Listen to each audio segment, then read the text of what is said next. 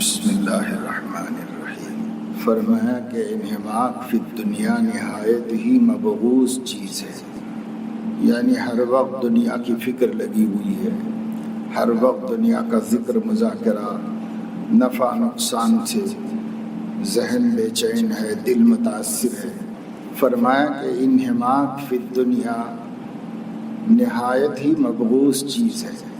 حق تعالی فرماتے ہیں یا ایھا الذین آمنوا لا تلہکم اموالکم ولا اولادکم عن ذکر اللہ، اے مسلمانوں تم کو تمہارا مال اور تمہاری اولاد خدا کے ذکر سے غافل نہ کر دے۔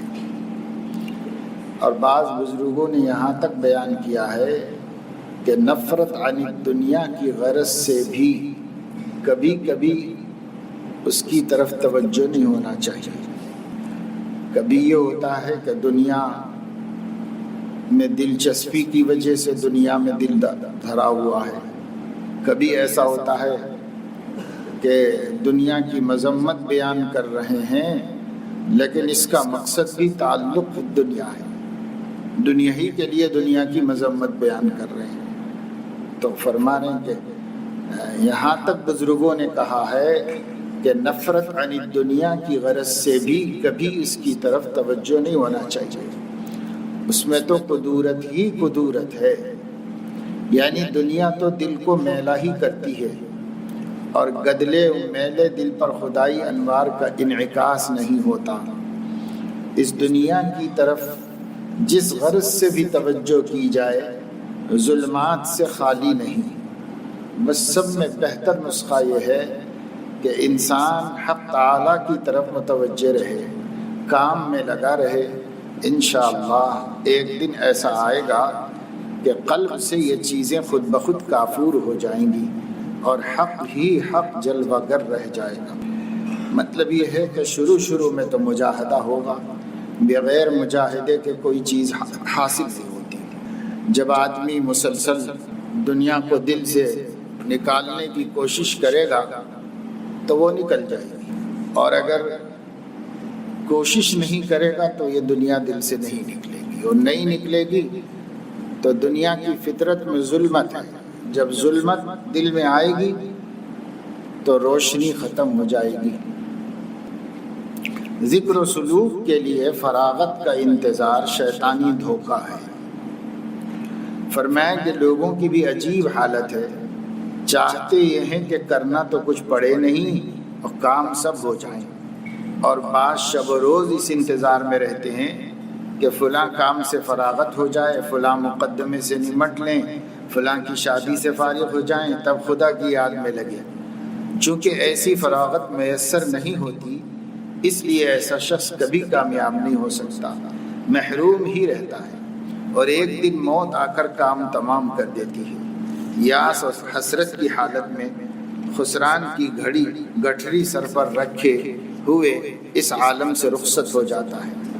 کام کرنے کی صورت تو یہی ہے کہ اسی آلودگی اور کاموں کے انتشار کی حالت میں خدا کی طرف متوجہ ہو جاؤ اور ذکر و سلوک کا کام شروع کر دو، اس کی برکت سے فراغ بھی میسر ہو جائے گا۔ تمہارا آج کل کرنا ایسا ہے جس کو مولانا فرماتے ہیں ہر شب گویم کے فردا تر کے این سودا کنم، باز چوں فردا شبد امروز فردا کنم۔ ہر رات یہ ارادہ کرتا ہوں کہ کل کو اس گناہ کو چھوڑ دوں گا، پھر جب کل کا دن ہوتا ہے تو پھر کل ہی کا ارادہ کرتا ہوں۔ یہی انسان کی محرومی اور نفس و شیطان کی دھوکہ بازی ہے کہ آدمی کو کل کے وعدے پہ ٹلاتا رہتا ہے، اور وہ کل کر کے ایک دن وہ کل بھی آ جاتا ہے جس میں اللہ کے سامنے حاضر ہونا ہوتا ہے انسان کو۔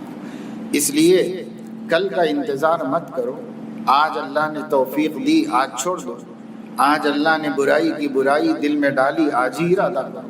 نفس کہتا ہے کہ اس دفعہ یہ گناہ کر لیں، آئندہ سے نہیں کریں گے۔ نفس سے کہو کہ آئندہ کو کسی نے نہیں دیکھا، اسی دفعہ چھوڑنا ہے، اسی ارادے کے وقت چھوڑنا ہے، اسی وقت چھوڑنا۔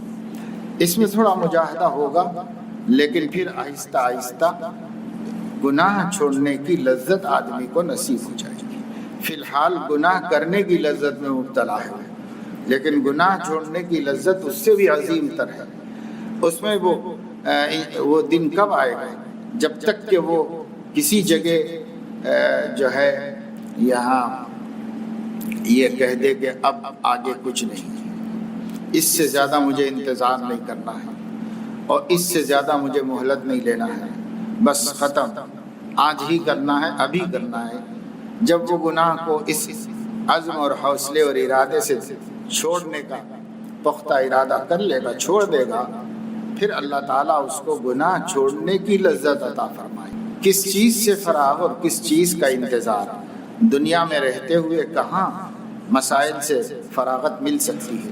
یہ نفس و شیطان کا ایک بڑا زبردست قید اور دھوکہ ہے۔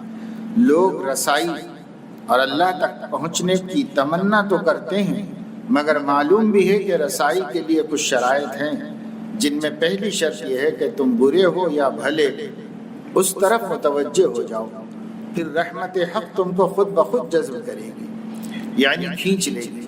صاحبو، جو لوگ اس آرزو میں بیٹھے ہیں کہ فراغ میسر ہو تو خدا کی یاد میں لگیں، بے فکری ہو تو اس طرف متوجہ ہوں، یہ غیر ممکن ہے بدون تعلق بحق کے۔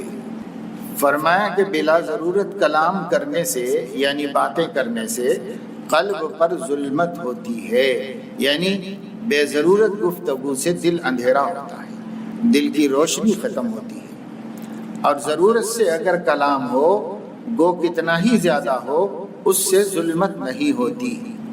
مثلا ایک پھل فروش تمام دن یہ کہتا پھرے کہ لے لو خربوزے، اسے رائی برابر بھی ظلمت اس کے دل میں نہیں پیدا ہوتی، اور بلا ضرورت اگر یہ بھی پوچھ لے کہ کب جاؤ گے تو اس سے بھی ظلمت پیدا ہوتی ہے۔ اسی وجہ سے حضور اکرم صلی اللہ علیہ وسلم کی صفات میں طول سمت، دوام فکر اور تسلسل احزان ہے، یعنی حضور علیہ السلام بہت چپ رہتے تھے۔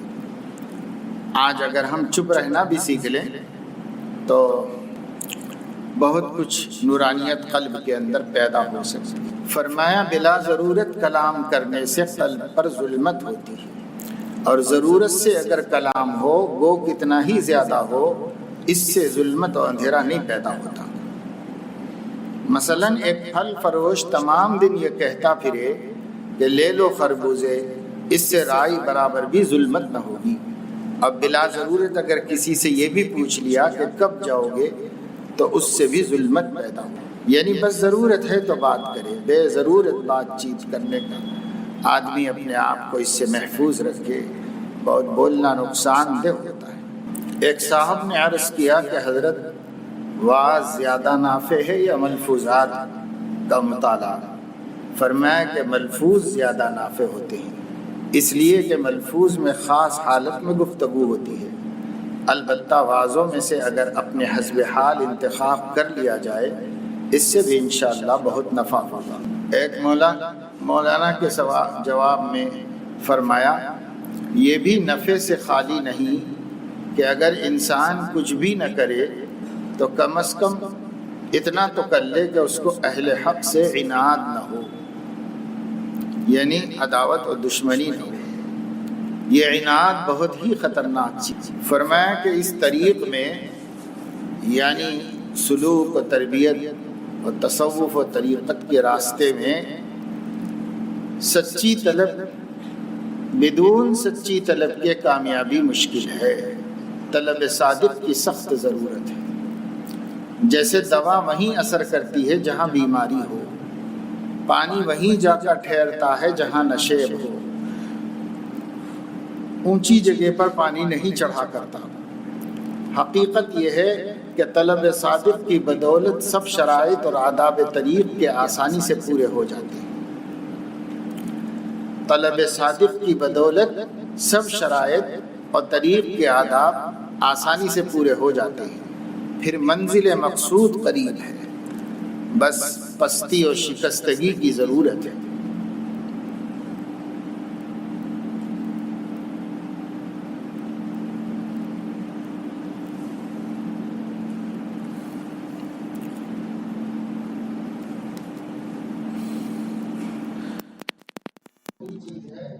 میں قدم رکھنے سے پہلے اس کو پیدا کر لینا چاہیے۔ اب رہی یہ بات کہ وہ کس طرح پیدا ہو، تو اس کا یہی طریقہ ہے کہ کسی کی جوتیاں سیدھی کرے۔ جوتیاں سیدھی کرنا بھی ایک اصطلاح ہے، صرف چپل پلٹا کے رکھ دیے، اٹھا کے رکھ دیے،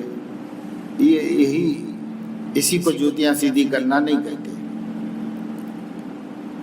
بلکہ جوتیاں سیدھی کرنے کا مطلب یہ ہے کہ کسی کے سامنے آدمی اپنے آپ کو فنا کرے، اپنی رائے کو اس کی رائے کے سامنے فنا کر دے، اپنی عقل کو اس کے سامنے مٹا دے۔ اسی کو مولانا فرماتے ہیں، فہم و خاطر تیز کردن نیست راہ، جو شکستہ می نگیرت فضل شاہ۔ سنو، قرب کی راہ عقل و خرد کی تیزی نہیں ہے، خدا تعالیٰ کا فضل کسی شکستہ اور متواضع ہی کی دستگیری کرتا ہے۔ ہر کجا پستی است آب آنجا رود، ہر کجا مشکل جواب آنجا رود۔ جہاں پستی ہوتی ہے پانی وہیں پہنچتا ہے، جس کو سوال و اشکال ہوتا ہے جواب اسی کو دیا جاتا ہے۔ ہر کجا درد دوا آنجا رود، ہر کجا رنج شفا آنجا رود۔ جو درد میں مبتلا ہوتا ہے دوا اس کے واسطے ہوتی ہے، جہاں غم و تکلیف ہوتی ہے اللہ تعالیٰ کی شفا اسی کو عطا کی جاتی ہے۔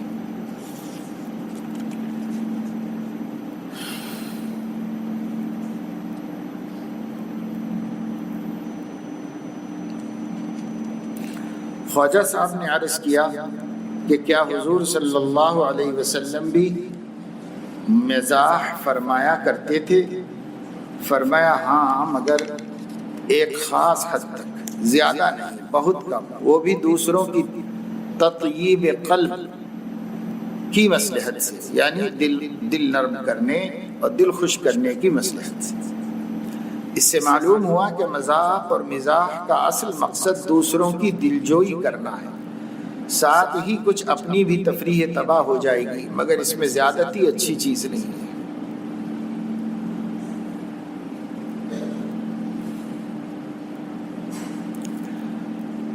خواجہ صاحب نے عرض کیا کہ حضرت لوگ حج کو جا رہے ہیں، ان کو دیکھ کر جوش اٹھتا ہے۔ فرمایا کہ مجھ میں تو یہ بات نہیں۔ حضرت مولانا گنگوہی رحمۃ اللہ علیہ سے کسی شخص نے کہا تھا کہ اگر حضرت بیت اللہ تشریف لے جائیں تو سفر خرچ کے لیے کل روپیہ میں دوں گا۔ سن کر فرمایا دیکھو تو کیسی اچھی بات ہے، ایک تو بیت اللہ کی زیارت اور دوسرے حضرت حاجی صاحب سے ملاقات، مگر کچھ حالت ایسی ہو گئی ہے کہ طبیعت میں جانا نہ جانا دونوں برابر سے معلوم ہوتے ہیں۔ یعنی یہ کیفیت حضرت گنگوہی رحمۃ اللہ علیہ کی ہو گئی تھی، بس اللہ تعالیٰ ہی سے مطلب ہے، اللہ تعالیٰ کی نسبت سے جو چیزیں ہیں ان سے بھی مطلب نہیں رہا، اب صرف اللہ سے مطلب۔ فرمایا کہ ذکر بڑی برکت کی چیز ہے، مگر اس کی برکت وہیں تک ہے کہ منکرات سے اجتناب رہے، یعنی گناہوں سے بچتے ہوئے ذکر کریں گے تو برکت ہوگی، نفع ہوگا۔ گناہ بھی کر رہے ہوں اور ذکر بھی کر رہے ہوں تو ذکر میں برکت ضرور ہے، لیکن گناہ مانع بھی ہے اس میں، اس لیے اس کا اثر ظاہر نہیں ہوگا۔ اگر ایک شخص فرض نماز نہ پڑھے اور نفلیں پڑھے تو ثواب تو ہوگا، مگر فرض نہ پڑھنے کا جو گناہ ہے وہ ثواب کو بھی کمزور کر دے گا، کوئی نفع ان نفلوں سے ظاہر نہ ہوگا، یعنی یہ کہ اس نفل پڑھنے سے آئندہ اعمال میں قوت نہ ہوگی۔ اس لیے نفل کی اثرات و برکات جب ہی ہیں جبکہ فرائض کا بھی اہتمام ہو۔ اسی طریقے سے ذکر اللہ ہے تو بہت کام کی چیز اور بہت نافع، لیکن گناہ نہ چھوڑے تو وہ نفع دب جاتا ہے، اور گناہ کی نحوست و ظلمت اس کا اثر اس پر غالب آ جاتا ہے۔ اس لیے ذاکر کو گناہ بھی چھوڑنے چاہیے، گناہوں سے دوری اختیار کرنی چاہیے۔ ہر گناہ زنگیست بر مرآت دل، دل کے آئینے پر ہر گناہ دھول گرد غبار زنگ بن کے چڑھتا ہے۔ اس لیے دل کا آئینہ خراب ہو جاتا ہے، صاف ستھرا نہیں رہتا، اور جب وہ صاف ستھرا نہیں ہوتا تو حق تعالیٰ کی تجلی منعکس نہیں ہوتی۔ اس میں فرمایا کہ بعض مرتبہ گردن جھکا کر بیٹھنے سے اور ذکر کرنے سے عجب کا اندیشہ ہوتا ہے۔ اس عجب کو شیخ ہی سمجھتا ہے۔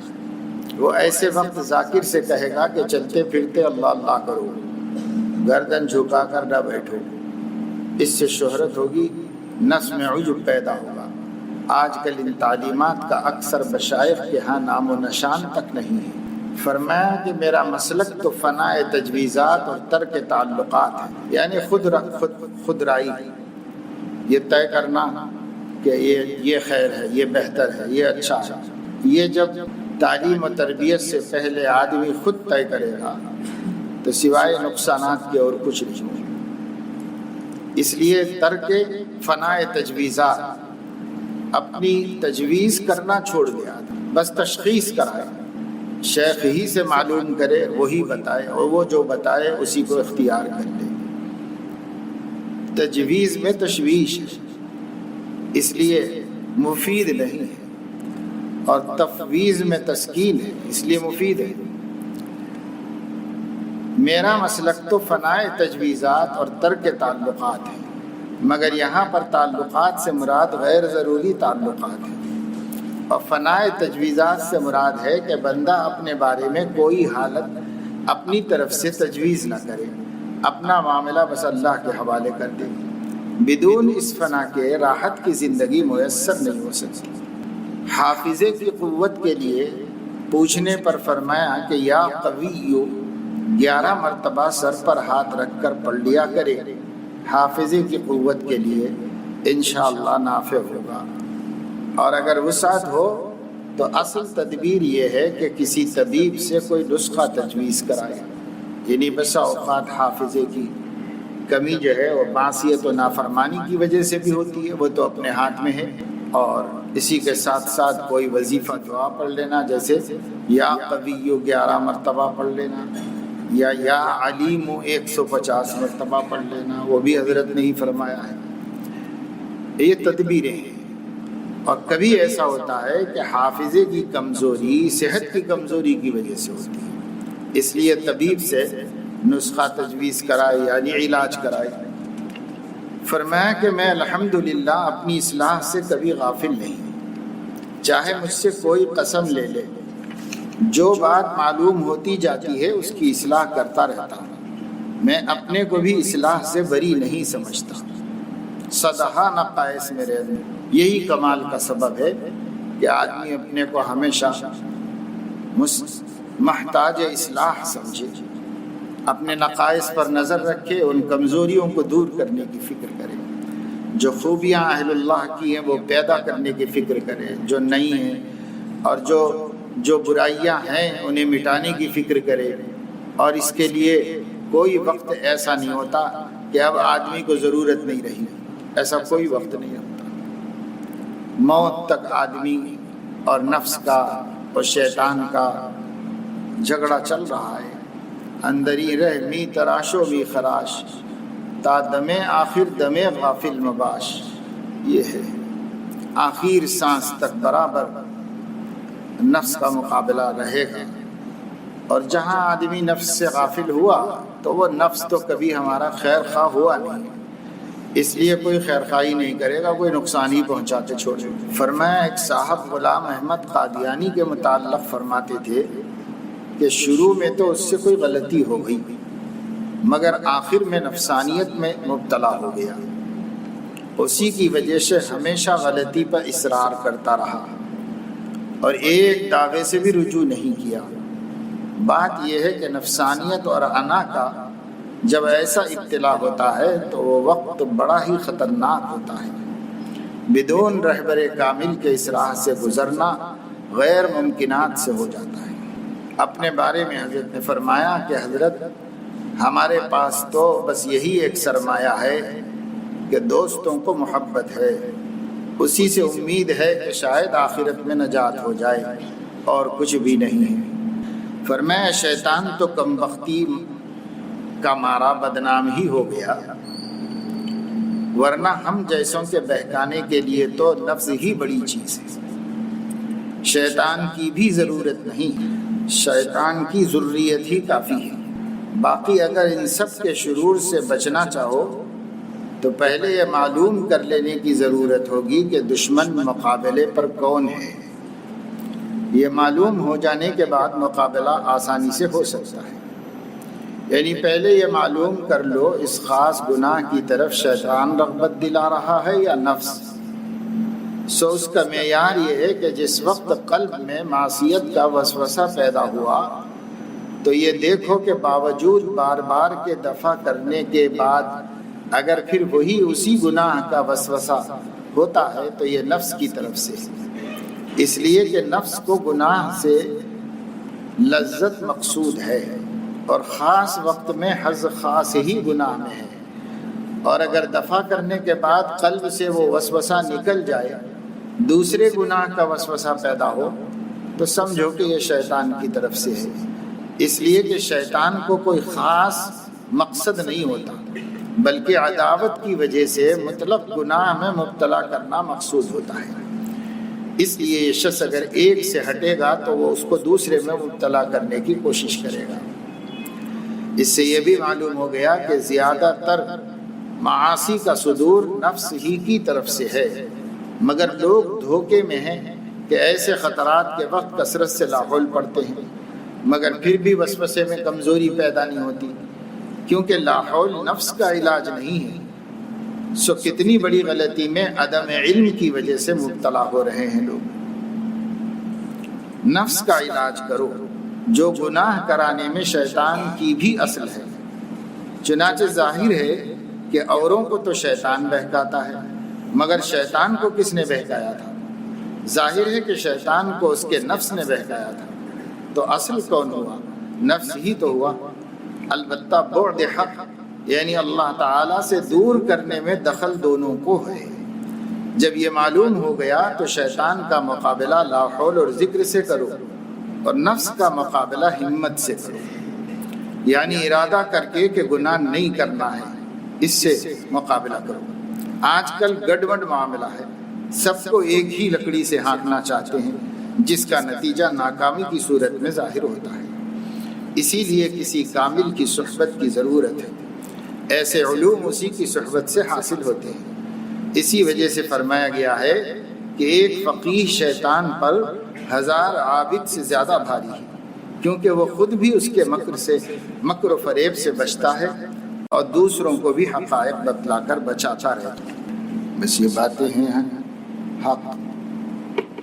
حق کے طلبگاروں کے واسطے، اہل اللہ کے اور بزرگان دین کے یہ ملفوظات ہدایت و اصلاح کا کام دیتے ہیں۔ مجلس جمعہ کے دن عصر کے بعد خانقاہ میں ہوتی ہے، اور جن لوگوں کا قیام مکرم منزل میں ہے اور جو لوگ تصحیح کر رہے ہیں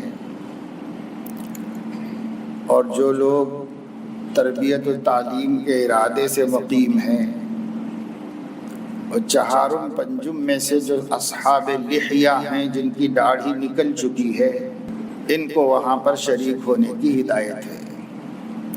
باقی بچے اپنا حسب معمول کھیل کود کر لیا کرتے ہیں۔ چونکہ بہت طلبہ نئے ہیں، اس لیے آج مجلس مسجد میں ہی رکھ دی گئی ہے تاکہ سبھی لوگوں کے کان میں کچھ باتیں پڑ جائیں۔ اس لیے آئندہ جمعے سے یہ ترتیب ہے۔ اسی طریقے سے ذکر کی مجلس شروع ہوگی کل سے انشاءاللہ تعالی۔ تو خانقاہ میں جن لوگوں کو اس افتاء اور دور حدیث والوں جا کر کے اور تصحیح کرنے والوں کو، اور جو لوگ یہاں پر قیام کرنے کے ارادے سے آتے ہیں، ان لوگوں کو سب کو جا کر کے صبح میں فجر کی نماز کے بعد ذکر میں شریک ہونا ہے۔ تو اس کا لحاظ اور خیال رکھیں۔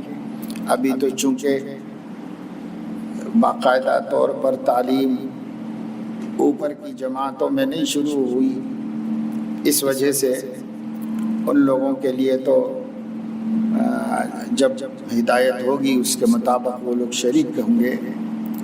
آپ لوگ جو ہیں جیسی ترتیب میں نے مجلس کی بتا دی ہے، اس طرح طلباء آئندہ سے شریک ہوا کریں جا کر کے مجلس خانقاہ میں۔ ماں بقی جب ان اگلی جماعتوں میں جاتے رہیں گے ان کا نمبر آتا رہے گا۔ باقی سب لوگ اس کا اہتمام کر لو، چاہے کسی جماعت سے تعلق ہو، کسی جماعت سے مراد تعلیم کی کسی بھی درجے سے تعلق ہو جماعت سے، سب لوگ اس کا اہتمام کر لو کہ فجر کی نماز کے بعد قرآن مجید کی تلاوت اور کم سے کم 5 منٹ اللہ کا ذکر کر لو۔ ایک تسبیح لا الہ الا اللہ کی پڑھ لو، بس کافی ہے یہ بھی ذکر۔ حضور علیہ الصلوۃ والسلام نے دن بھر میں 100 مرتبہ لا الہ الا اللہ، سرخ عربی اونٹوں کو خیرات کرنے سے بھی زیادہ ثواب کا کام بتایا ہے۔ پھر اس سے ایک نور بھی پیدا ہوتا ہے۔ پھر طالب علم کو حصول علم کے لیے نور کی بھی ضرورت ہے، اس وجہ سے صبح میں تلاوت کا اہتمام اور ذکر اللہ کا اہتمام کرو۔ اور دوسری چیز نماز باجماعت سنن قبلیہ اور بعدیہ کے ساتھ اہتمام کرو۔ تحیت المسجد عربوں نے اس میں غلو کر رکھا ہے اور ہم لوگوں نے اسے ترک کر رکھا، اس لیے تحیت المسجد بڑی فضیلت کی چیز ہے، اہتمام سے پڑھو۔ جب بھی مسجد میں داخل ہو تو 2 رکعت تحیت المسجد۔ سہارنپور مدرسے کی شورا میں حضرت عارف باللہ حکیم کلیم اللہ صاحب دامت برکاتہم تشریف لاتے ہیں۔ ان کا قیام ایسے حجرے میں ہوتا ہے جس کے لیے مسجد میں سے جانا پڑتا ہے، ادھر سے دروازہ ہے، ادھر کونے میں ایک کمرہ بنا ہوا ہے، وہاں حضرت کو تو میں نے دیکھا کہ جتنی دفعے وہاں سے مسجد میں داخل ہوتے ہیں اور جتنی دفعے باہر سے مسجد میں داخل ہوتے ہیں، ہر دفعہ تحیت المسجد پڑھ کے آگے بڑھتے ہیں، تحیت المسجد کو چھوڑتے تھے۔ بوڑھے ہیں، بزرگ ہیں، ویل چیئر پر ہیں، لیکن پڑھ لیتے ہیں، پڑھ کے آگے جاتے ہیں۔ تو تحیت المسجد ہمارے ہاں متروک ہے۔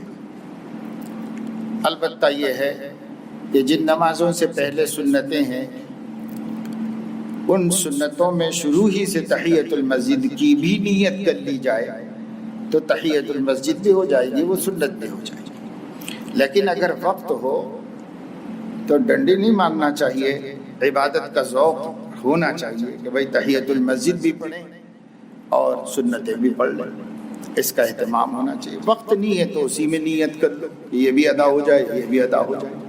وقت اس کو ملے گا جو فوراً مسجد آئے گا، مسجد تاخیر سے آئیں گے تو کیسے ملے گا؟ جماعت ہی نہیں ملتی، تکبیر اولیٰ نہیں ملتی اور تو رکعت نہیں ملتی، تو تحیت المسجد کا ٹائم کہاں ملے گا؟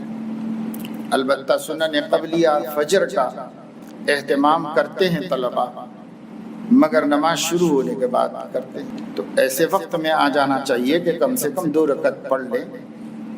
صبح کی 2 رکعتیں تو بہت ہلکی پھلکی ہیں، قل یا ایھا الکافرون قل ھو اللہ پڑھنا ہے، مختصر سی نماز ہے صبح کی سنت، اور صبح کی فرض جو ہے وہ مفصل نماز ہے، اس میں تفصیل سے قرأت ہوتی ہے۔ ان قرآن الفجر کان مشہودا، فرشتوں کی شرکت ہوتی ہے بہت زیادہ اس کے اندر۔ رات والے بھی اور دن والے بھی ایک سوچتے ہیں، رات والے یہ سوچتے ہیں کہ بھائی فجر میں شریک ہو کے جائیں تو وہ شریک رہتے ہیں، اور دن والے فرشتے یہ سوچتے ہیں کہ بھائی ایسے وقت پہنچو کہ فجر میں شرکت ہو جائے۔ تو صبح کی نماز میں فرشتے ڈبل رہتے ہیں، رات والے بھی موجود ہوتے ہیں، دن والے بھی موجود رہتے ہیں۔ ان قرآن الفجر کان مشہودا، تو اس میں سب کو شریک رہ کر پوری تلاوت غور و فکر اور تدبر کے ساتھ نماز میں سننا چاہیے، تو اس کا اہتمام کرو۔ اور ظاہر ہے کہ جب ہم پہلے آ کے سنت پڑھ کر نماز کے شامل ہوں گے تب پورا قرآن سنیں گے، نہیں تو نماز ہوتی رہے گی، ہم سنتیں پڑھتے رہیں گے، ایسا ہوتا رہے گا۔ تو اس لیے اس کا اہتمام کرو، شروع سال سے ہی کرو تو رفتہ رفتہ پورے سال میں عادت بن جائے گی، پھر مشقت نہیں ہوگی۔ وہ ریا جس پہ زاہد تھے تا نظن، پہلے عادت پھر عبادت بن گئی، تو جب عادت بنے گی تو خود بخود عبادت بھی بن جائے گی۔ اس لیے عادت زبردستی ہی صحیح بناؤ، اس کا فائدہ ہوگا، نفع ہوگا۔ اللہ تعالیٰ توفیق عمل نصیب فرمائے۔ سبحانک اللہم و بحمدک، اشہد ان لا الہ الا انت، استغفرک و اتوب الیک۔